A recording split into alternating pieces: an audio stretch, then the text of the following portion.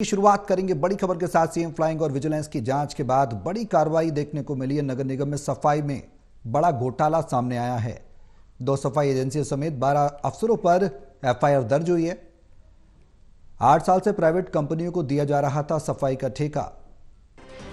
लाखों की सफाई वाला ठेका हर महीने 3.5 करोड़ में पहुंच गया था। तो बड़ी धांधली और बड़ी कार्रवाई में बड़ी धांधली का खुलासा।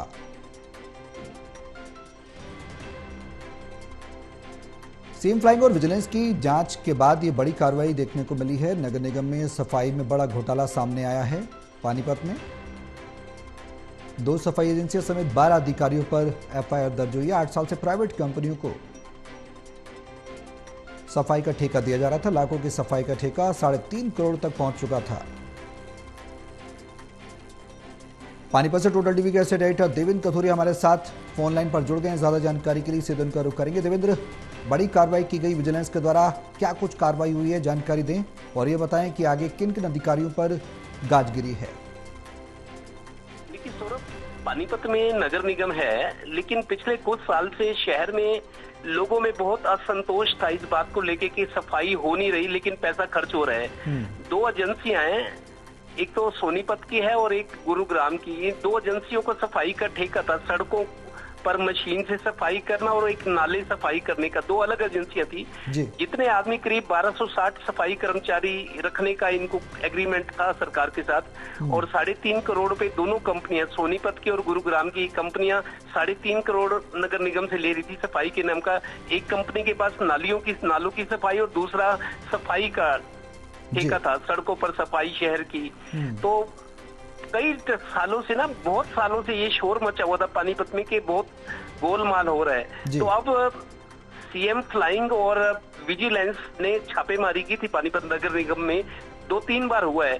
अब सारी जो जांच रिपोर्ट आई है उसमें ये खुलासा हुआ है कि ये सफाई कंपनियां दोनों और इनके साथ 12 अफसर, जिनको हाई लेवल के अफसर, एक डिप्टी म्युनिसिपल कमिश्नर हैं, एक्सियन लेवल के अधिकारी जो क्लास 1 अधिकारी होते हैं, कईयों के खिलाफ टोटल 2 सफाई कंपनियां, इनके ठेकेदार जो हैं और बाकी 10 और अफसर नगर निगम के, इनमें कुछ बदली करवा कर करनाल चले गए, कुछ जींद, कुछ पंचकुला में, कुछ मानेसर में काम कर रहे हैं, क्योंकि गोलमाल चल रहा था सफाई में करोड़ों रुपए का।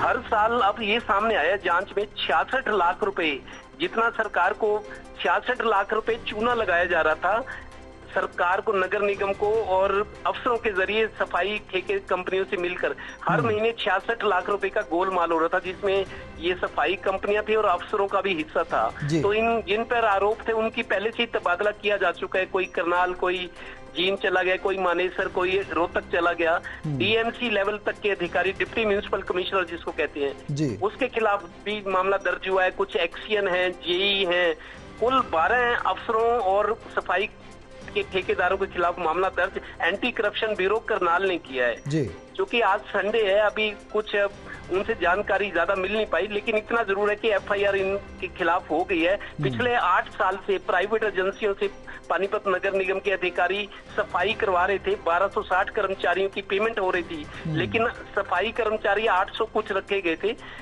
450 सफाई कर्मचारियों का जो वेतन भत्ते जो भी थे वो हड़प किए जा रहे थे, जिसमें अफसर शामिल हैं और सफाई कंपनियों के ठेकेदार। अब 12 इनके खिलाफ एफआईआर दर्ज हुई है, एंटी करप्शन ब्यूरो करनाल ने किया है। जांच रिपोर्ट के आधार पर ये कार्रवाई और एक बड़ा खुलासा हुआ किस तरीके से करोड़ों रुपए हड़पे गए सफाई के नाम पर पानीपत नगर निगम में। जी बिल्कुल देवेंद्र, पानीपत का और भ्रष्टाचार का पुराना नाता भी रहा है। आप लगातार उठाते भी रहे इन मुद्दों को कि आखिर पानीपत में बड़ा घालमेल देखने को मिलता है। अब जो अधिकारी हैं, दोषी आरोपी हैं, और उनके खिलाफ एफआईआर दर्ज हुई है, आगे किस तरह की कार्रवाई की जा सकती है? ठोस अनुशासनात्मक कार्रवाई देखने को मिल सकती है और उसमें क्या कुछ कार्रवाई होगी, वो भी एक सवाल बना हुआ है। मैं ये कहना चाह रहा हूँ, 8 साल से अगर गोलमाल हो रहा था तो क्या पता नहीं था विजिलेंस को? अब विजिलेंस और सीएम फ्लाइंग की टीम ने जो जांच रिपोर्ट बनाई उस आधार पे कार्रवाई। 8 साल से अगर गड़बड़ियां चल रही थी तो आंखें थोड़ी बंद किए हुए था डिपार्टमेंट हो या सरकार हो या नगर निगम के जो जनप्रतिनिधि भी हैं, जो विधायक हैं, एमपी रहे हैं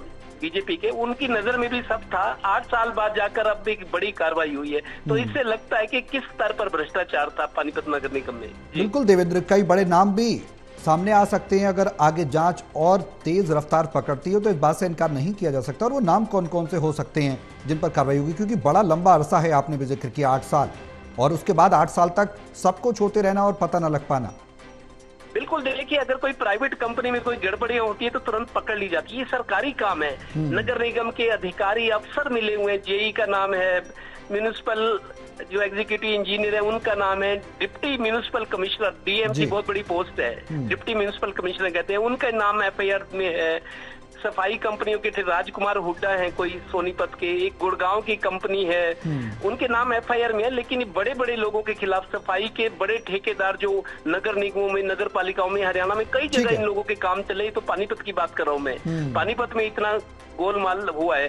पानीपत में तो शुरू से ही कई साल से सफाई के नाम पर लोगों में आक्रोश है, असंतोष है कि इतना पैसा 3.5 करोड़ रुपया 2 कंपनियां ही ले रही थी, हर महीने 3.5 करोड़ नोट साल का, हर महीने 350 करोड़ 2 सफाई कंपनियों को दिया जा रहा था। अधिकारियों की मिली भगत से हो रहा था सब कुछ, सब मिलकर बांट कर खा रहे थे। अब जाकर विजिलेंस और सीएम जो फ्लाइंग टीम होते हैं उन्होंने 2 बार 3 बार छापेमारी की, रिकॉर्ड भी पीछे ले गए थे, मेरे को याद है पूरा रिकॉर्ड अपने साथ ले गए थे। अब जांच रिपोर्ट जो हुई है तो बड़ी बड़ी मछलियां इसमें फंसी हैं। अब एफआईआर दर्ज हुई है, इसके बाद क्या होता है, किसके खिलाफ क्या कार्रवाई होती है, इसका इंतजार रहेगा। जी बिल्कुल, चलिए बहुत शुक्रिया देवेंद्र तमाम जानकारी साझा करने के लिए।